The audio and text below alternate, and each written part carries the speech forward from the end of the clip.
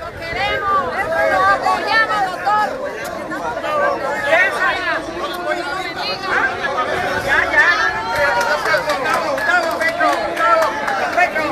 La gente está contenta, doctor Petro. La gente, con los viejos, Gustavo, viene tarde solarte. Gustavo, estamos presentes. Gustavo.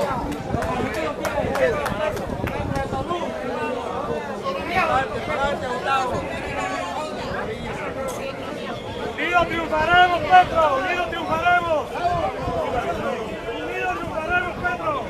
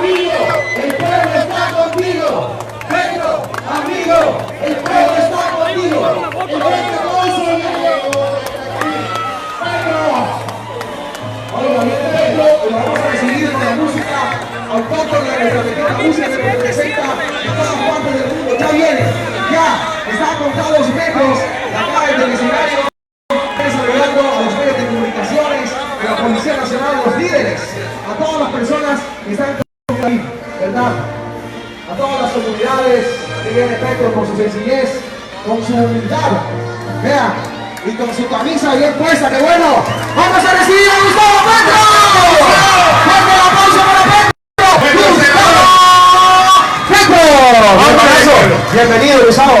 Bienvenido, va a ser. Ahí está. El candidato del pueblo, vea. La persona que siempre está con nosotros. Ahí pues saludando al pueblo, a la gente de Córdoba, a la gente de Rosal, a la gente de todo Sincelejo. Oye, ¿cómo es? Petro, amigo, el pueblo está contigo. Petro, amigo, el pueblo está contigo. Petro, amigo, el pueblo está contigo. Y la zona sur, la gente de toda la zona sur presente también. Ahí está tomando las fotos también, ahí le da el recibimiento a toda la gente de Sincelejo. Oye, la gente de la zona sur presente, Gustavo Petro, bienvenido.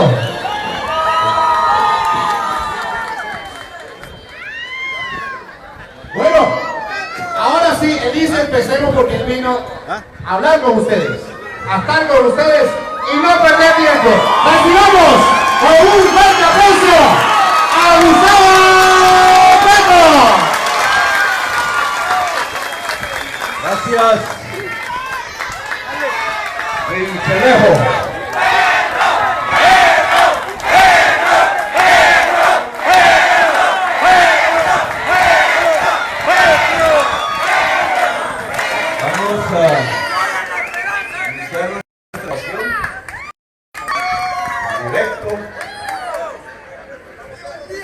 Con San Antonio de Palmito, donde venimos hace unos instantes. Esta es la manifestación, la primera que se produce después de una decisión de la Corte Constitucional en el día de ayer, sobre la cual vamos a hablar. Por tanto, no solamente vamos a hablar aquí a Sincelejo, a Sucre, sino a toda Colombia y al mundo, sobre la posición que la Colombia humana va a adoptar ante el intento que la oligarquía colombiana viene haciendo para sacar la mitad del país de la lucha política pacífica y legal por el poder en Colombia. Y por tanto, hay que tener claro qué es lo que está pasando, qué es lo que ha acontecido y cuáles son las implicaciones que sobre la historia de Colombia tendrán las acciones que están por venir. Ustedes han sido testigos y protagonistas del triunfo. En Sincelejo ganó la Colombia humana. En Sucre ganó la Colombia humana. En más de 300 municipios de toda Colombia, con todas las principales capitales del país, exceptuando Medellín y Bucaramanga, ganó la Colombia humana. Por primera vez desde el año 1948, hace 70 años, un candidato y un pueblo consciente, decididos en transformar la historia de Colombia, en transformar tanto el Estado como la sociedad en un sentido democrático de justicia social, no se había acercado tanto a la presidencia de Colombia como en aquel 1948 y como en este año, el año 2018 del siglo XXI. 70 años pasaron desde que un dirigente nacional lograra tocar las mayorías nacionales con un programa profundamente democrático y pacífico como Jorge Eliezer Gaitán allá hace 70 años, y hoy, 70 años después, otro candidato puro, porque muchos los asesinaron, empezando por Jorge Eliezer Gaitán. Volver a plantearle a Colombia, con la fuerza de la mitad de la sociedad colombiana, la posibilidad de construir una democracia con justicia social. Y no porque no hayan existido hombres y mujeres que lo hubieran intentado. Claro que sí, Pizarro, Navarro, Carlos Gaviria, Pardo Leal, Bernardo Jaramillo y muchos otros intentaron este esfuerzo, la mayoría de ellos caídos en las calles y en las plazas de Colombia, en los lugares de este país, a disparo limpio, a gatillazo limpio, como cayó Jorge Eliezer Gaitán. 70 años de historia nos han separado entonces de una posibilidad real de poder que tuvo el pueblo en 1948 y hoy. Colombia Humana logró 8 millones de electores, el 43% de la totalidad del electorado colombiano, si es que no nos robaron las elecciones a punta de fuerza de voto. ¡Buen robado!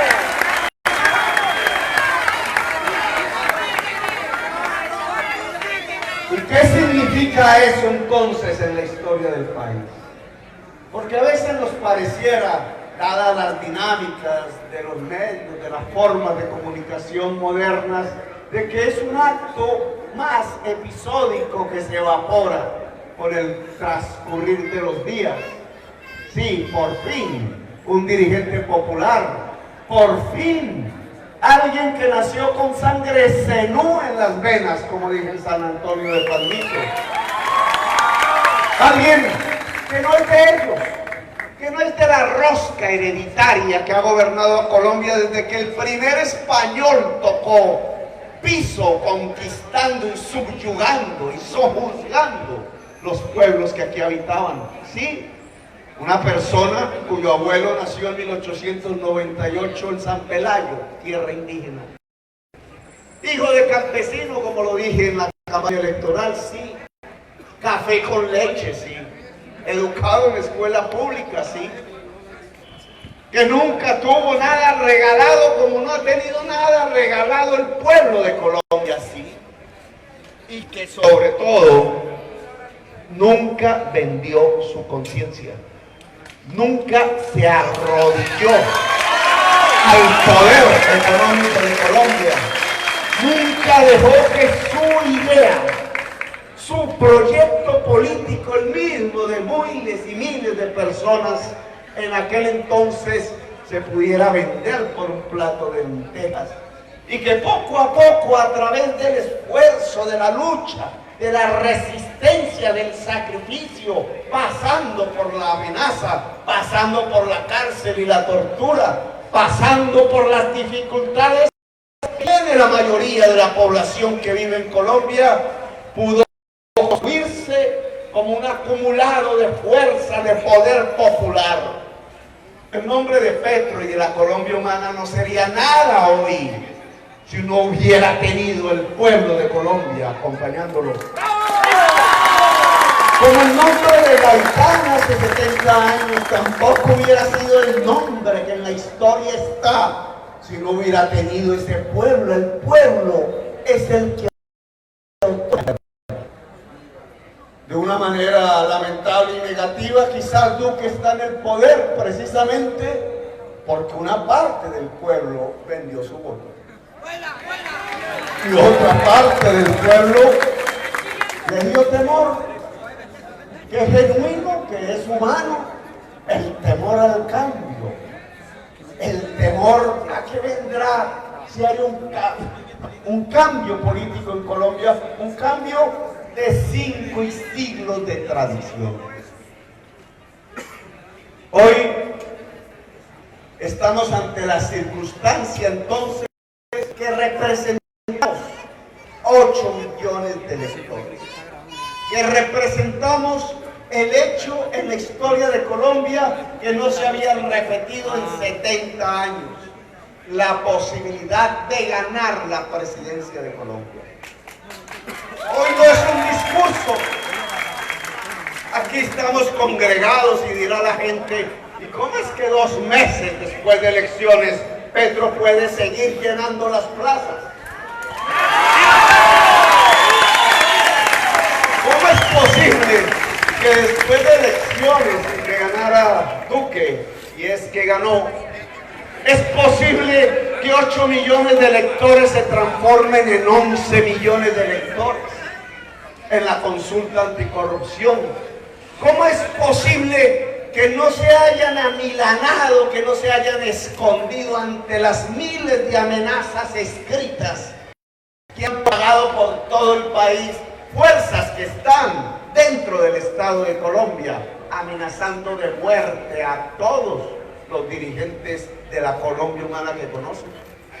¿Cómo es posible que ese pueblo siga saliendo a acompañar un sueño, un proyecto, un objetivo concreto? La construcción de una democracia con justicia social. ¿Cómo es posible que no se asusten? ¿Cómo es posible que sigan adelante? Ellos ya saben por sus encuestas que hoy la Colombia Humana es la mayoría electoral de Colombia. Y por tanto, por el temor que les produce un cambio político y social, por el temor que les produce el que se pueda constatar cada día que pasa, que mientras el presidente que se dice fue elegido, en la Colombia hablando del IVA a la yuca, del impuesto a la leche, a los huevos, que se descubra, por ejemplo, que hicieron unos negociados con el agua potable de Colombia, que en lugar de ser un derecho sustancial como cualquier ser humano lo sabría, sin agua no hay vida, por tanto el agua es un derecho, lo hayan transformado en un negocio privado, y del negocio privado lo hayan transformado en un negocio financiero de banqueros y del negocio financiero de banqueros hayan transformado el agua potable de Colombia en un negociado. Ellos saben cuánta razón tenemos cuando le afirmamos que cada peso público que se robaron del agua potable se transforma en niños muertos por desnutrición, que la decisión que tomaron de quitarle al pueblo de Colombia 1 billón de pesos para agua potable con el fin de hacer un negocio por medio del cual conseguían la plata al 8% de interés y se la entregaban a los municipios al 11% de interés real por encima de la inflación, a 117 por 19 años y no podían prepagar la deuda. Lo que estaban haciendo era coger una cantidad inicial de 400.000 millones y guardarse el 3% cada año del que había hecho la norma que lo autorizaba el actual ministro de Hacienda Carrasquilla cuando era ministro de Hacienda Carrasquilla en el gobierno de Uribe. Y 3% guardado como comisión de 400.000 millones de pesos es, si las matemáticas no me fallan, las que aprendí en mi escuela pública, 12.000 millones de pesos al año, todos los años durante 19 años.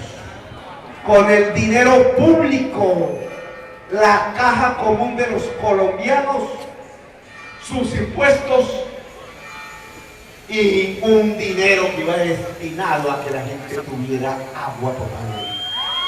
Si un peso que le quitan al agua potable significa niños muertos de hambre, de sed, de desnutrición, de enfermedad surgida, consumir un agua que no es de la calidad que necesita la vida y el ser humano. ¿Cuántos niños murieron por robarse 400.000 millones de pesos para hacer un negociado financiero? ¿Cómo se llamaba en la Palestina antigua al gobernante que mataba a los niños? Herodes. No era Herodes. Los pastores, incluidos los que apoyaron a Duque, me negarán que no hubo un Herodes que mataba niños en Palestina. Pues esos mismos están matando niños en Colombia por robarse la plata pública del agua potable. Y hoy gobiernan. Claro que los planes departamentales de agua que creó en el plan de desarrollo el presidente entonces Uribe, llevando el dinero a fiduciarias bancarias, un negocio financiero, mataba a niños de hambre, son los de La Guajira. Porque ese agua que allá tienen embalsada del río Rancherías la destinaban prioritariamente a un negocio particular de una multinacional que está matando la vida de la humanidad, los dueños del Cerrejón exportando petróleo.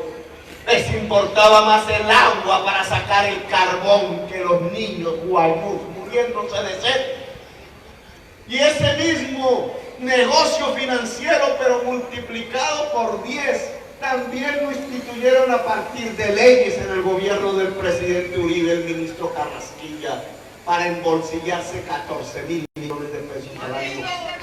Miles de niños murieron de desnutrición que causa la falta de calidad del agua potable desde entonces.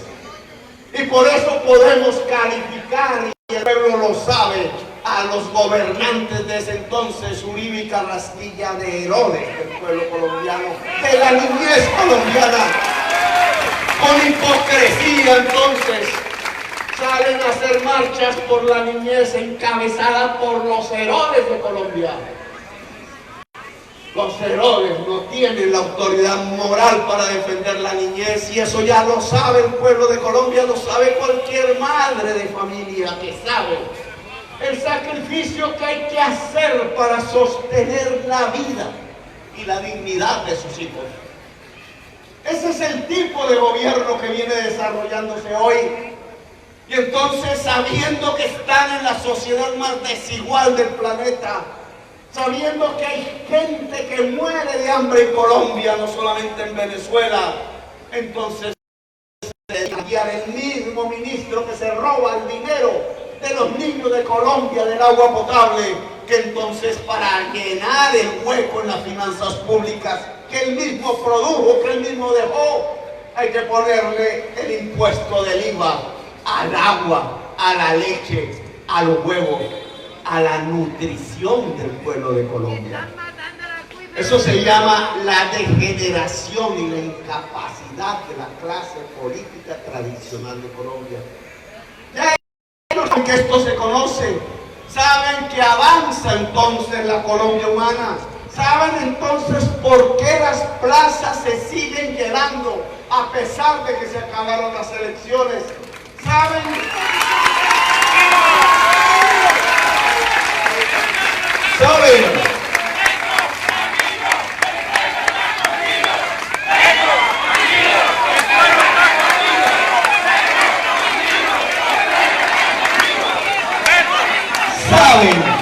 que si mañana hubiera elecciones presidenciales de Colombia, Petro sería presidente. Y les da temor, porque les da temor que un presidente en Colombia, en vez de ir a posesionar un rector de una universidad privada muy poderosa, porque los recursos del erario se los destinan a la universidad privada a través del ICETEX y de Sergio lo paga, un presidente como el de la Colombia humana le hubiera duplicado en un solo año el presupuesto público a la universidad pública de Colombia. Y en 4 años le hubiera abierto la puerta al derecho a la educación superior a la juventud del pueblo de Colombia en la universidad pública y de manera presencial.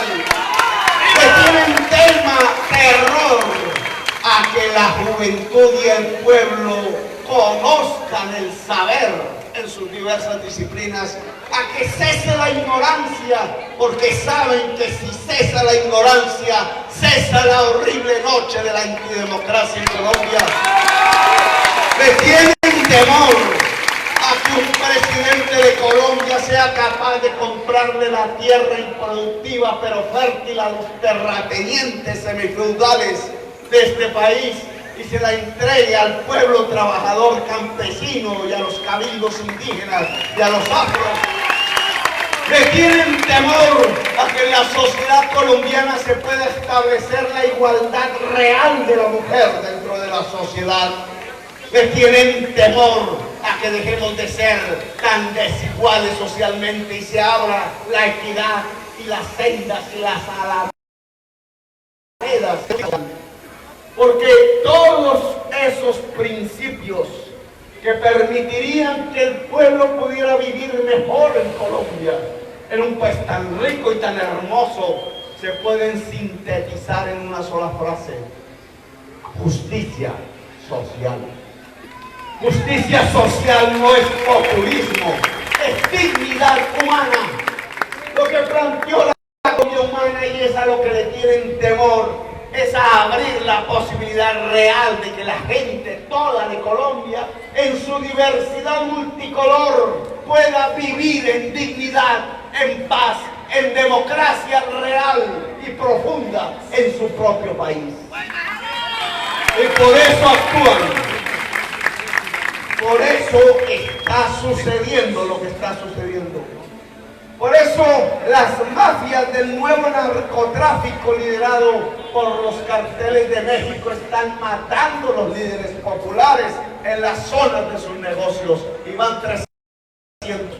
Porque esos líderes populares se oponen a seguir usando el territorio para el narcotráfico y quieren una vida digna y diferente.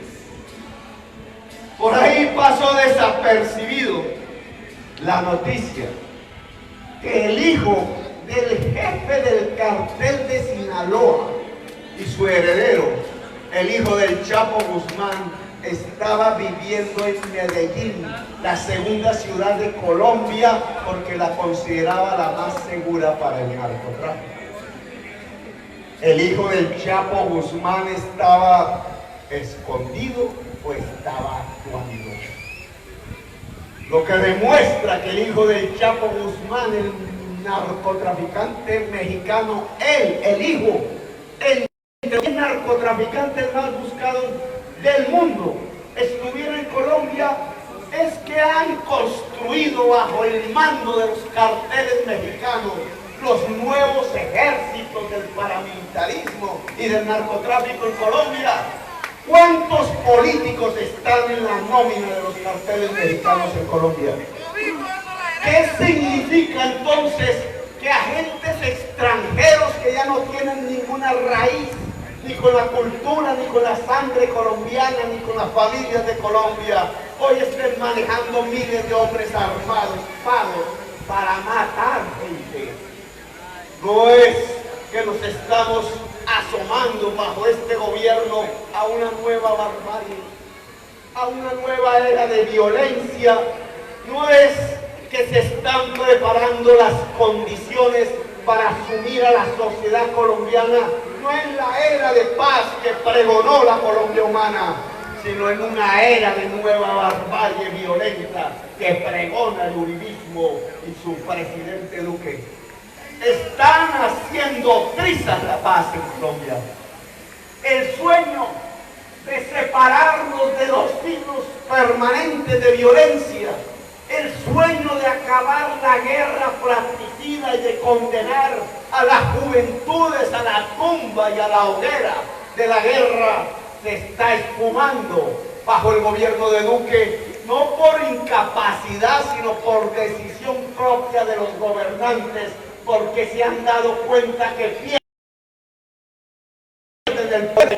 Solo pueden mantener el poder si tienen la virtud de comprar más votos y si tienen la virtud de generalizar el miedo y el terror en el corazón y en el alma popular.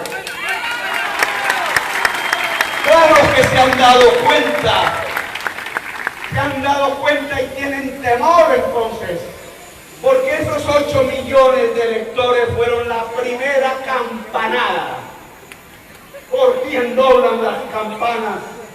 Decía Hemingway, doblan por ellos, por la clase política tradicional, por la oligarquía colombiana, por un poder político sanguinario, corrupto e incapaz que está llegando a su final.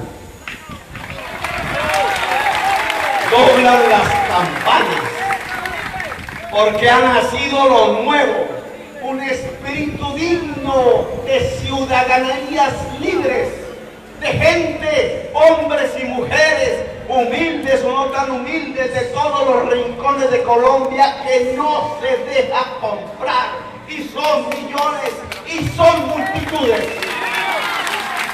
Tan millones y tan multitudes que tocaron las puertas del Palacio de Nariño en las pasadas elecciones. Temen porque ganemos para construir una democracia con justicia social. Por eso amenazaron después de las elecciones a miles de personas.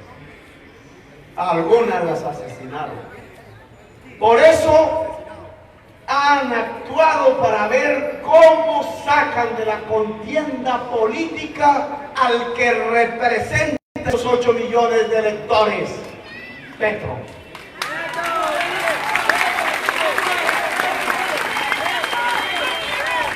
Por eso, y tengo que decirlo así, me entristece, ayer sentí depresión, que no casi nunca la siento, porque a mí me gusta la lucha, la pelea pacífica, honorable, digna, de argumentos, el debate, el parlamento. Me gusta saber si estamos equivocados o no a partir de la confrontación de las ideas y los argumentos. Me gusta ser caballeroso con el rival que está rendido. Jamás nos hemos ido a burlar de la familia de Eduardo García ni de la Nata. Jamás hemos hecho escarnio del que está derrotado a partir de nuestros debates. Al contrario, los consideramos seres humanos, porque lo son. Pero eso no significa que nos arrodillemos, que cejemos en el intento de cambiar la historia de Colombia. Gracias.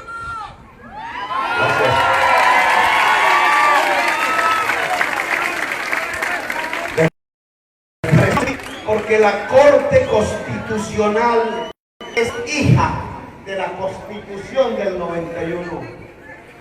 Porque el gran constituyente que pasará la historia así, Navarro y Álvaro Gómez y Serpa, construyeron una especie de cuidador de la esencia de esa Constitución que derogó la vetusta, anacrónica, cavernaria Constitución de 1886.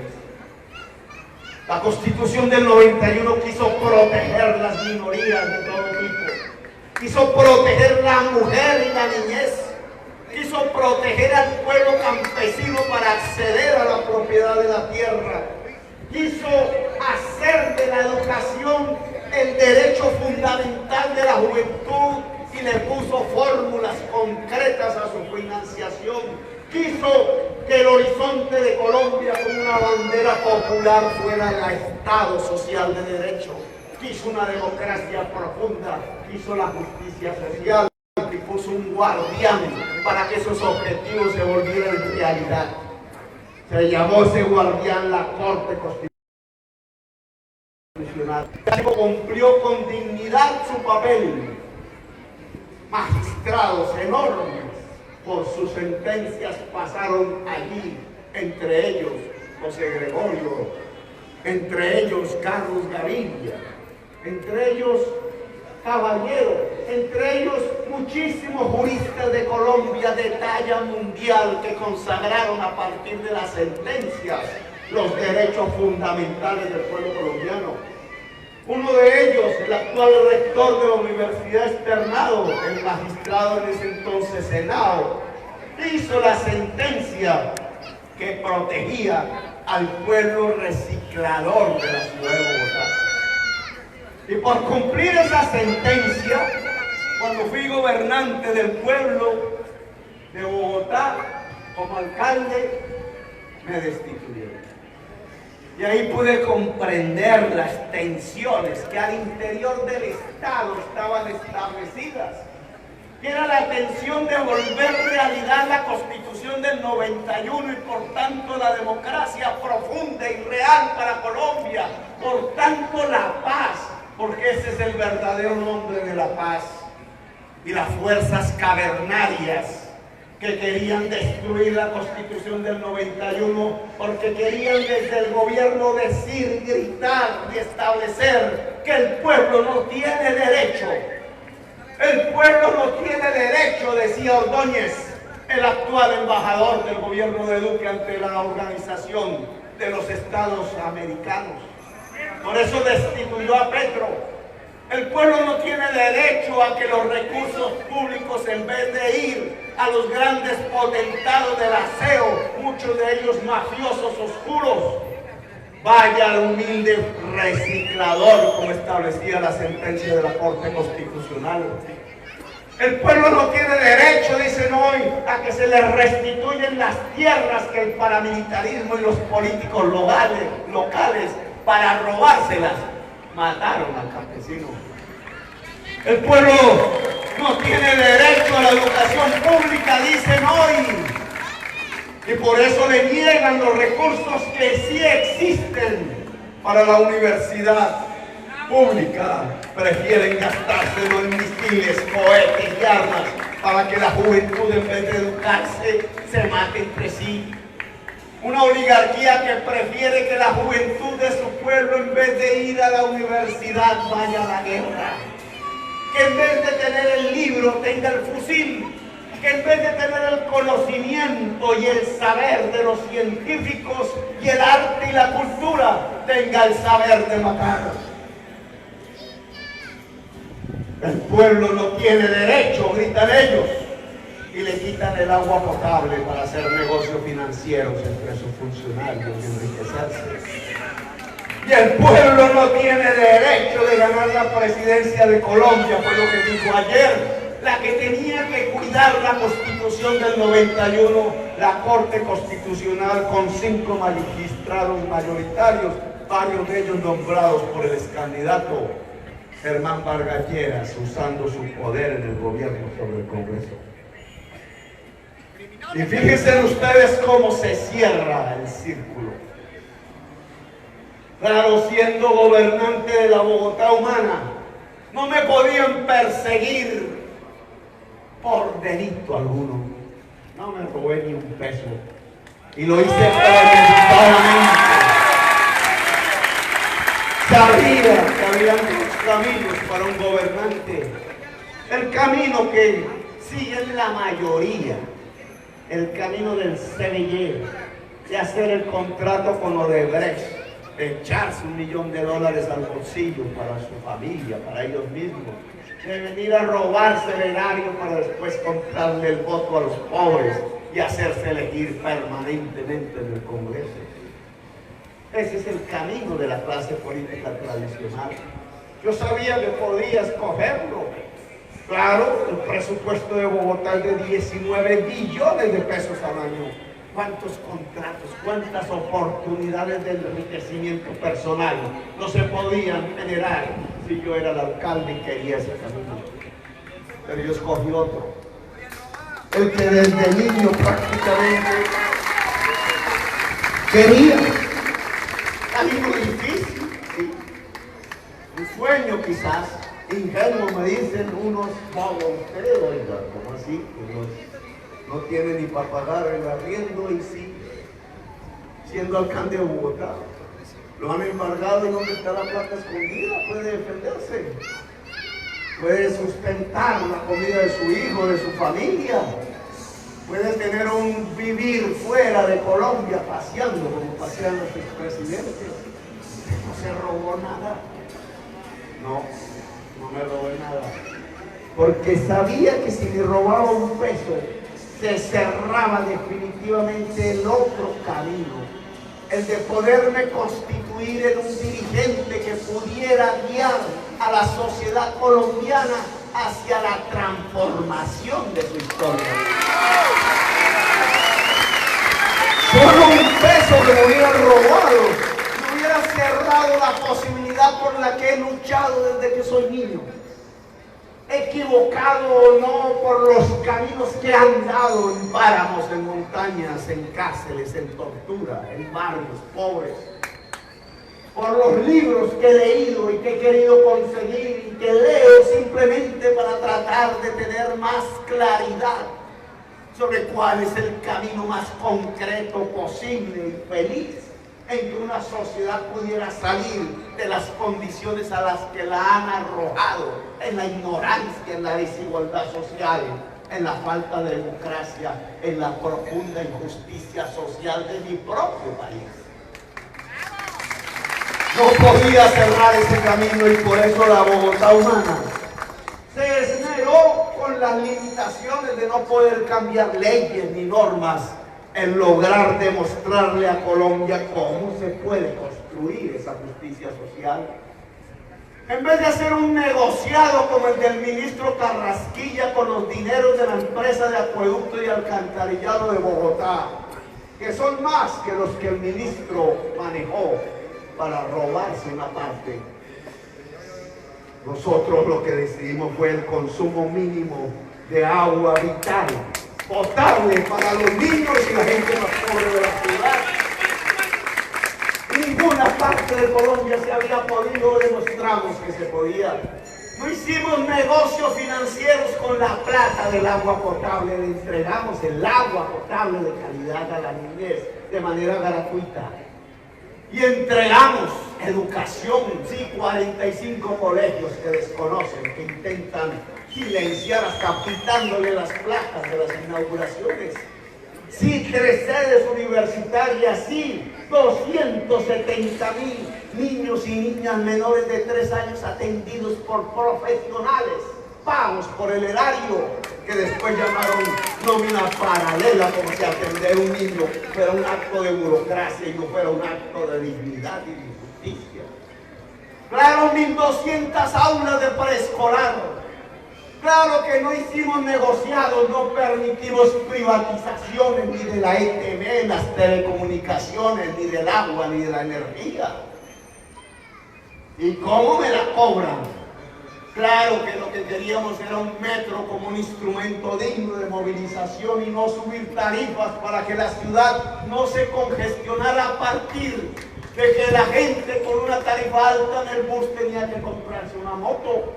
Y entre centenares de miles de motos en una enorme ciudad como esa, hacer invivible la vida misma de toda la ciudadanía. Y cada política de esas, desprivatizar el aseo y privatizarlo en los más humildes, los recicladores. Desprivatizar la energía y el transporte del gas, que fue lo que hicimos con TGI. Comprar el municipio flota de compactadores para sustentar una política de aseo que le hiciera caso a ese guardián de la Constitución, la Corte, para proteger a los recicladores. Cada una de esas políticas, un funcionario nombrado de las huestes del entonces candidato presidencial Vargas Lleras. Hoy sabemos, sindicado de recibir sobornos de Odebrecht cuando fue gobernador de Boyacá. Se dedicó a torcer la ley para ver cómo se le podía poner unas multas por las políticas públicas, no por los contratos que firmé, que es lo que debe hacer un contralor. No firmé ninguno, no hay ningún proceso de malversación de fondos por ni un solo contrato de la alcaldía de Bogotá Humana. Entonces se dedicó a ver cómo torcía la ley para ver cómo se le podía poner multas por haber expedido políticas públicas a través de decretos al alcalde de la Bogotá Humana. Y utilizó una ley que es para el Poder Judicial, no para las Contralorías, que se llama el acto de repetición, que es aquella que le cobra al funcionario una vez se demuestra judicialmente que se robó un dinero o hizo perder un dinero público. Utilizó esa ley que es para el delincuente, para ejercer el control fiscal sobre el alcalde.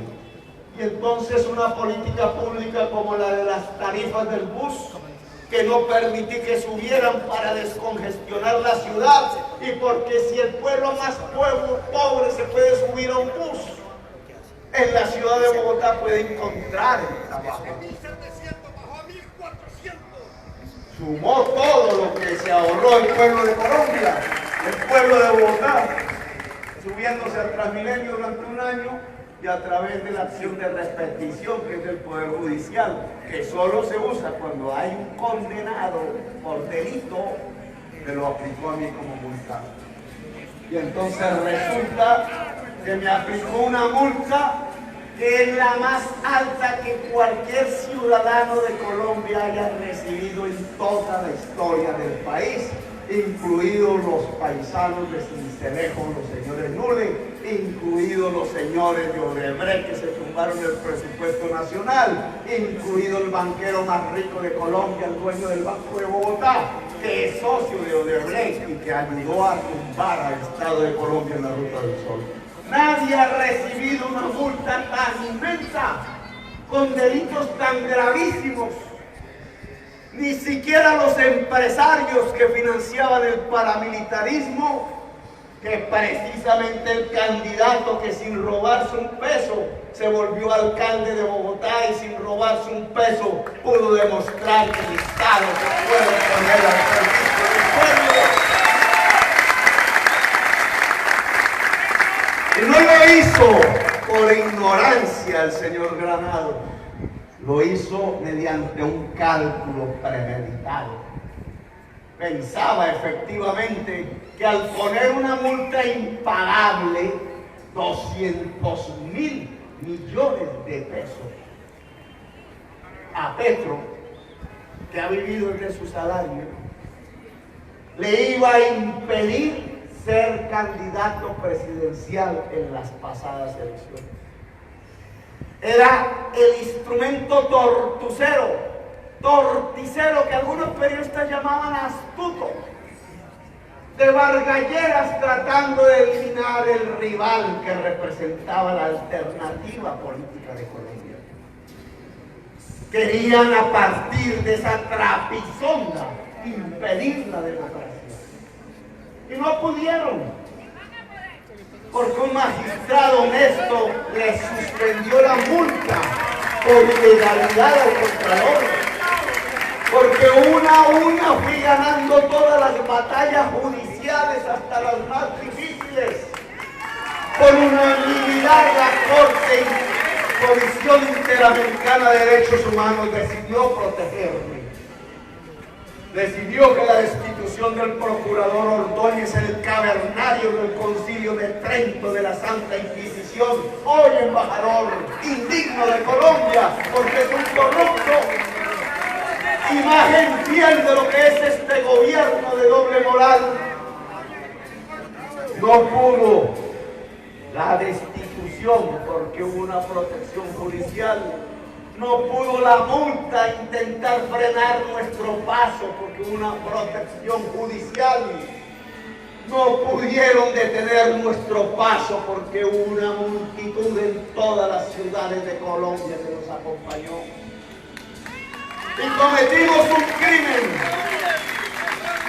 Cometimos el crimen de no poder defender la victoria electoral, de no poder ganar las elecciones, de sacar 8 millones de votos y ser superados solo por el fraude electoral en Colombia. Porque tengo que decirlo con claridad, Duque es presidente, no solo por el temor de una parte de la sociedad colombiana al cambio, que como en Brasil está produciendo, es entregarle su sociedad y su Estado al fascismo, a los amigos de Hitler y de Mussolini. Eso mismo está pasando en Colombia. El temor al cambio político de avanzada, progresista, de justicia social, está llevando a la clase media de Colombia a entregarle a Colombia al fascismo y a la violencia y a la guerra. El ejemplo lo vemos en Brasil.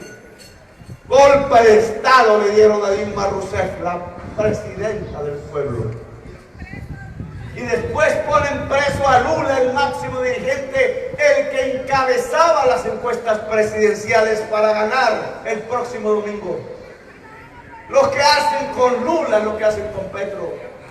Y lo ponen preso para que no pueda ser candidato.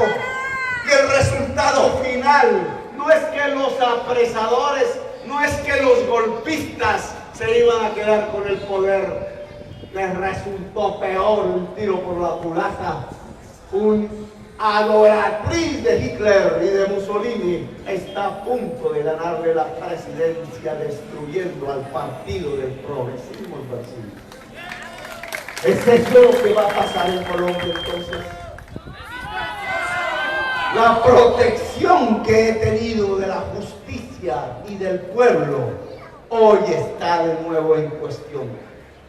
Y no por decisión ya de Ordóñez, el cavernario, sino por la que habíamos puesto como guardián de la Constitución del 91. Y eso es lo que deprime a veces la Corte Constitucional, 5 magistrados. Porque tengo que agradecerle a los 4, entre esos el presidente de la Corte Constitucional, que salvaron su voto, que no pusieron su nombre en la cofradía de los que intentan cerrar la democracia de este país y condenarnos a la violencia. La Corte Constitucional decidió cambiar su jurisprudencia. Había establecido una y otra vez que las inhabilidades para ser presidente eran las de la constituyente, que están en la Constitución escritas. reglas a las que me sometí, entre cuyos capítulos de inhabilidades no está tener una multa por sanción fiscal. Por eso fui candidato presidencial. Por eso obtuvimos 8 millones de votos. Y después de que obtenemos los 8 millones, esos 5 magistrados deciden cambiar la jurisprudencia. Y lo que no está como inhabilidad para ser presidente en la Constitución, lo elevan a ese rango y dicen ahora que cualquier multa, sanción fiscal, no puede permitir la posesión si es elegido por el voto popular.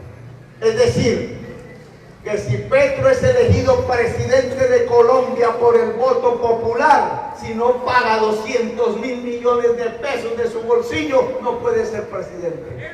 ¿Cuál democracia es esa del mundo? Nos ponen un peaje si queremos la presidencia como pueblo, que hay que pagarle 200.000 millones, que no es suficiente ganarle las elecciones.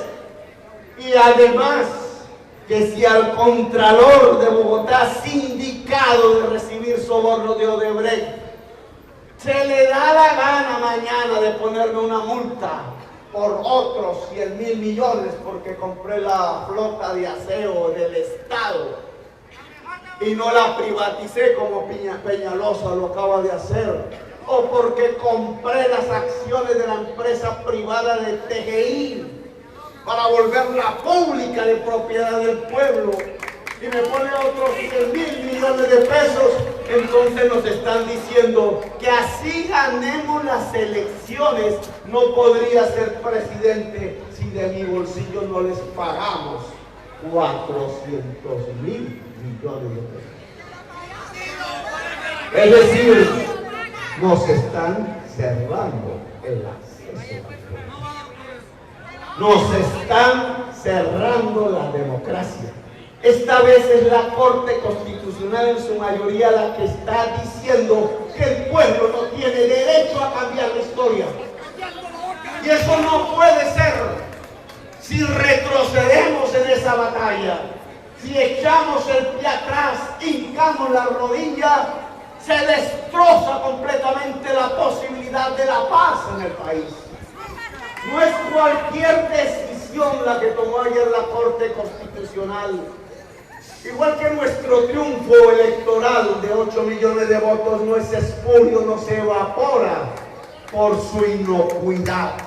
Es una decisión gravísima. Si yo hubiera ganado las elecciones, que creo que las gané,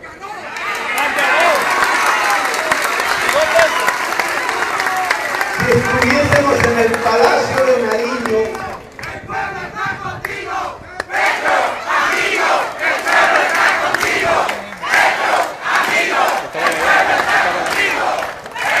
si estuviésemos en el Palacio de Nariño en virtud del voto popular, la decisión de la Corte Constitucional ayer hubiera provocado un golpe de Estado. Así de grave es esa decisión. Yo no sé si midieron la gravedad de lo que hicieron, pero si yo hubiera sido presidente con la decisión de ayer, estarían sacando de la presidencia de Colombia al que fue electo por el pueblo, porque tenía una sanción fiscal, o porque un contralor inmediatamente, si no la tuviese, que no la tengo en este momento, lo hubiera puesto. Inmediatamente 30.000 millones de pesos de multa. Petro, váyase de la presidencia, golpe de Estado. Esa es la realidad y la gravedad de lo que acaba de hacer la Corte Constitucional en su mayoría. Pero ellos no pensaron en el pasado, piensan en el futuro.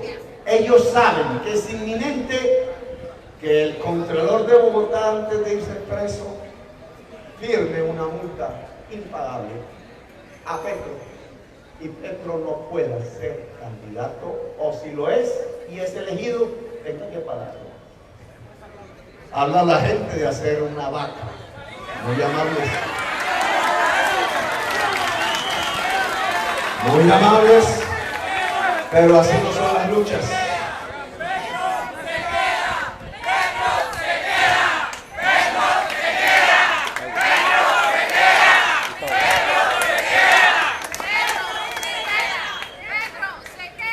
Así no son las luchas, así lo pudiéramos hacer. Los 200.000 millones son 25.000 pesos por cada elector de los 8 millones. Así lo pudiéramos hacer. No podemos tolerar tamaña afrenta a la democracia, porque viola la Convención Americana de Derechos Humanos. Los derechos políticos del pueblo son derechos fundamentales como el derecho a la vida. Y por tanto no se puede retroceder en esa conquista de derechos.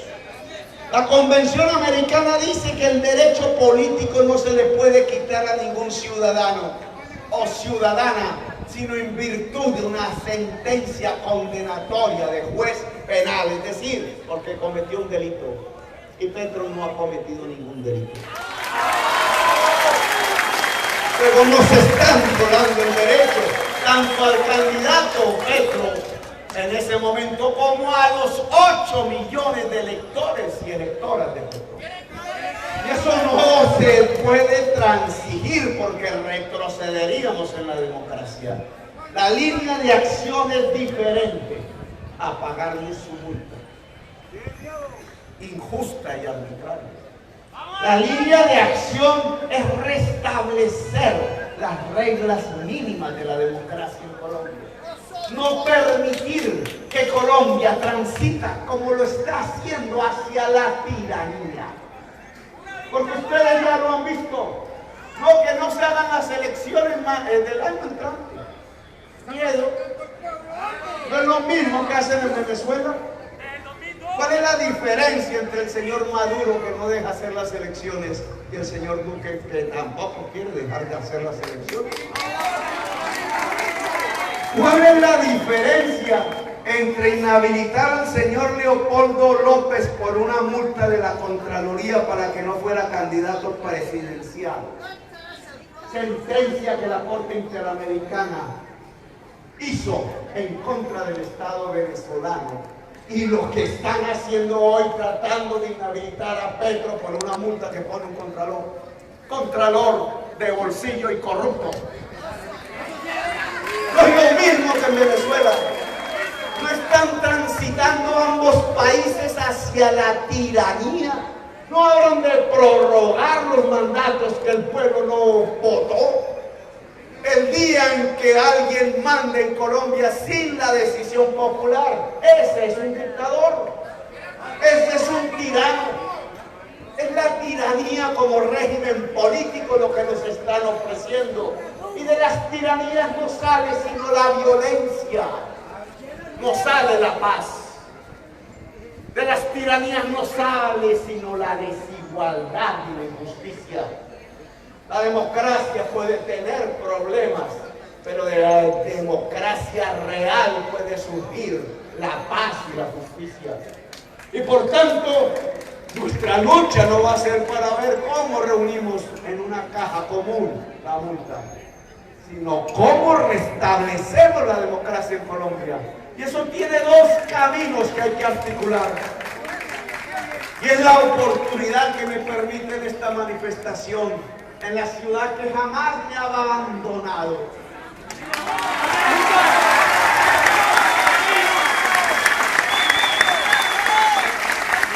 La ciudad que fue testigo de la lucha.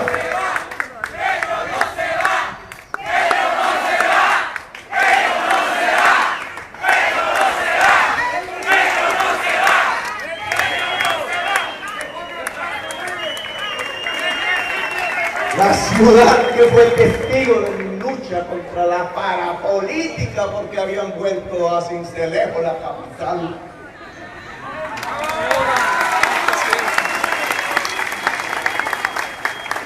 Desde ahí, este terruño de la patria no me abandonó. Aquí me han acompañado para ser senador la última vez que lo fui. Aquí me han acompañado en la consulta para ser candidato presidencial en el 2010. 2010, por eso le gané a Javier Gaviria, el gran magistrado que murió y que hay que enaltecer en las discusiones internas del Foro Democrático en aquel entonces. Esta ciudad fue la que me permitió en la consulta ser candidato presidencial. Esta ciudad en donde ganamos las elecciones de primera vuelta me ayudó con otras muchas ciudades a pasar a la segunda vuelta. Y esta ciudad, si por ello hubiera sido, me hubiera vuelto presidente de Colombia en segunda vuelta. Y por eso, desde aquí, desde donde hemos logrado una fusión intensa, sentimental, a veces argumentativa, racional y pasional, entre la Colombia humana y el pueblo de Sincelejo.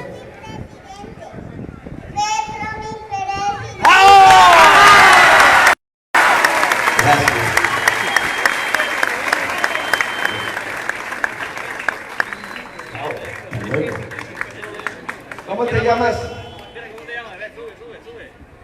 Pregúntale por quién votó. ¿Cómo te llamas? Samuel Guerra Vázquez. Caramba, Samuel. Gracias por tu apoyo.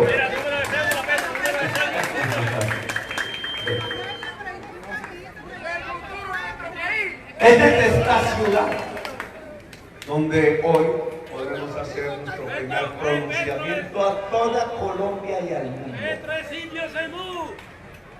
A Colombia y al mundo. Restablecer el derecho del pueblo colombiano a elegir el presidente que se le dé la gana. Y por tanto posibilitar el que en las próximas elecciones gane la transformación de la historia de Colombia, la Colombia humana, la democracia con justicia social. Y el camino no puede más que ser el movernos. Vamos a poner la sentencia de la Corte Constitucional bajo examen de la Corte Interamericana de Derechos Humanos, para ver si allí dice que Colombia como Estado ha roto con un tratado que firmó en 1972, que hizo ley y que hoy es bloque de nuestra Constitución. Y que entonces, ante esa decisión, Duque tome la decisión. O hace como Venezuela y saca a Venezuela del sistema interamericano de derechos humanos por no hacer caso a la sentencia, y entonces como allá se puede hablar directa y abiertamente de tiranía. O acepta y acata el sistema interamericano de derechos humanos como propugnamos, y entonces la sentencia de la Corte Constitucional deja de tener efecto. Él decidirá, como Santos tuvo que decidir si ante la Comisión Interamericana de Derechos Humanos aceptaba las medidas cautelares o no. Y él no las acató.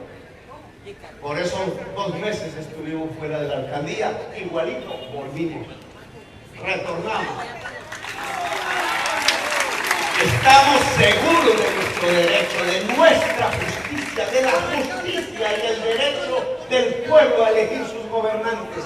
Nos protege el principio fundamental de la democracia que está en la Constitución.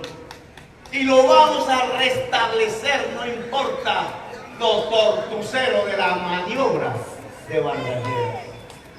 Porque es su contralor el que va a hacer estallar la crisis. Y vamos a ese segundo camino también. Es que apenas el contralor de Bangalleras y Odebrecht, empoderado hoy por la sentencia de la Corte Constitucional en su mayoría, ponga una multa impagable, buscando cerrar el camino a la presidencia de la mayoría electoral de Colombia, estalla la movilización nacional. ¡Bravo! La fecha no la voy a poner yo, la va a poner él.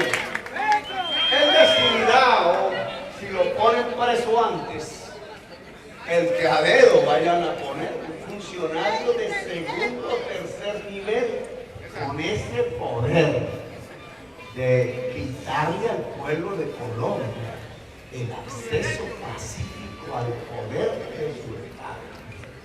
Cualquiera que tome esa decisión no judicial de intentar quitarle los derechos al pueblo y a la Colombia humana para la próxima campaña presidencial desata la movilización nacional. Por eso hay que alistarse los nodos de la Colombia humana. En vez de estar peleando entre sí a ver quién es candidato al consejo, las elecciones las pueden acabar. Si este es el camino que toma el Estado colombiano de la tiranía. Por tanto, hay que priorizar el objetivo de nuestra lucha. No podemos ponernos a hacer listas al consejo y a la alcaldía, etcétera, si van a cerrar la democracia. Primero tenemos que luchar por la democracia y después sí hacemos las listas. Y las listas y todas las candidaturas serán designadas por la decisión popular. Pero primero, antes que nada, la democracia. Por tanto, toda la actividad de Colombia humana en todos los pueblos y territorios de Colombia y en los países del exterior es la lucha movilizada por la democracia y la paz. Estamos a puertas de iniciar quizá la movilización social más grande de la historia de Colombia. Necesitamos que el movimiento indígena esté listo a salir a la carretera en toda Colombia.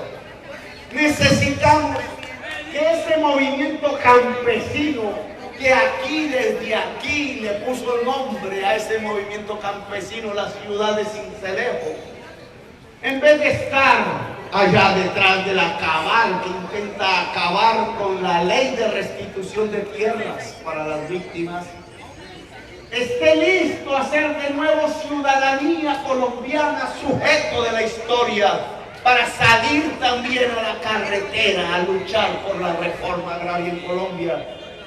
Que estas juventudes populares que han demostrado con tanta dignidad su capacidad de movilización en el ámbito universitario, esté listo ya no como solo la juventud universitaria, sino como la juventud del barrio, como la juventud del colegio que sabe que no tiene universidad, como la juventud desempleada a la cual ya le cerraron las puertas de la universidad y deambula sin sentido a veces, sin qué hacer, con desesperanza por los barrios. Esté lista a salir en esta gran movilización nacional por la democracia y la paz. Que la mujer, que el hombre, que el pueblo trabajador en todo el territorio de Colombia, que esos 8 millones de electores y electoras sepamos que el problema de la democracia no es asistir a las urnas libremente cada 4 años, sino es asistir a la calle de manera permanente para hacer realidad la democracia y la paz. La fecha de esa movilización la pondrá el Contralor de Bogotá.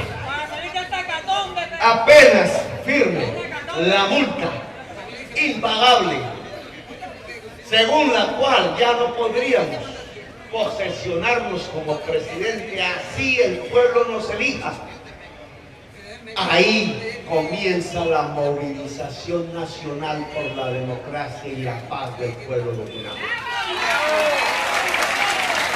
Y los nodos de la Colombia humana en toda Colombia y en el exterior deben aprender este reto de la historia. Movimiento alternativo que en América Latina pierda la capacidad de movilizar el pueblo es exterminado. Lo sabemos nosotros. Nuestro gran poder no es más que ustedes, el pueblo. Eso absolutamente una hoja al viento, una palabra al viento, como dice el vallenato que me gusta. Palabra al viento si no hay pueblo. La fuerza que hemos tenido hasta el día de hoy, que hace temblar a la rosca hereditaria de Colombia, esa fuerza no es más, no emana más que del pueblo que acompaña estas palabras. Las palabras tienen fuerzas por el pueblo, las ideas tienen fuerza, es por el pueblo.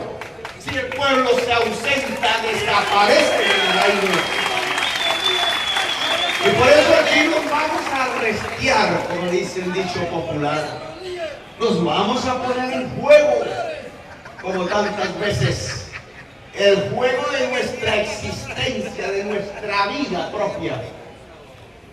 Si nos van a quitar el derecho humano a participar de las decisiones de nuestro país, convocamos al pueblo. Si el pueblo llega, triunfaremos. Si el pueblo no llega, desapareceremos. Está en manos de la población colombiana el destino de su país. La tiranía nos llevará a la guerra internacional e interna. Llevará a nuestra juventud a la tumba, a la ignorancia. La tiranía acabará la democracia. La tiranía está en camino. La democracia nos llevará a la paz. Nos llevará a tener derechos. Y tener derechos es tener una vida digna como seres humanos. El gran propósito que tenemos no es construir el socialismo o el comunismo o alguna utopía por allí planetaria. Es concreto, es construir la dignidad de la sociedad colombiana. Una sociedad con derechos. Y el primer derecho es el derecho a tener gobernantes elegidos, no impuestos. Y por tanto, cada nodo de la Colombia humana tiene que saber que su reto está hoy en convocar la sociedad a la calle, a la política del amor. Hay varios amores. El cantar de los cantares habla del amor y del desamor. Está el amor que se hace en las casas y en otros sitios. El amor en la política se hace en las calles. Y a diferencia del primero es acompañándonos, solidarios, uno a uno, una a otra. Multitudes en la plaza, en las calles, cuando las multitudes sean millones. No habrá poder en el mundo que sea capaz de derrotar una voluntad popular. Nos restiamos a eso. Vamos a ver cuál es la voluntad popular en Colombia. La aprobaremos. Convocamos a millones de Colombia el día en que el Contralor de Bogotá, usando su nuevo poder dado por la Corte, quiera cerrar la democracia en Colombia. Ese día es el día de la gran movilización nacional que esperamos sea la movilización histórica más grande de la sociedad colombiana, porque será nuestra batalla multicolor, civil, pacífica, alegre, mágica.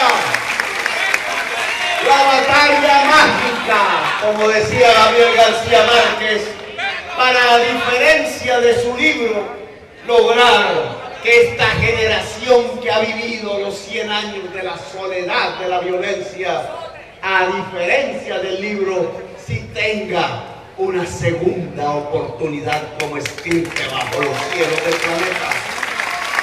Una movilización mágica por la democracia y la paz. Mágica, hermosa, porque será de millones de colombianos que no se van a dejar quitar sus derechos, su dignidad, el derecho a gobernar su propio territorio, su propio país. ¡Viva Sincelejo Humano! ¡Viva la Colombia humana! Gracias por haberme escuchado, hermanos.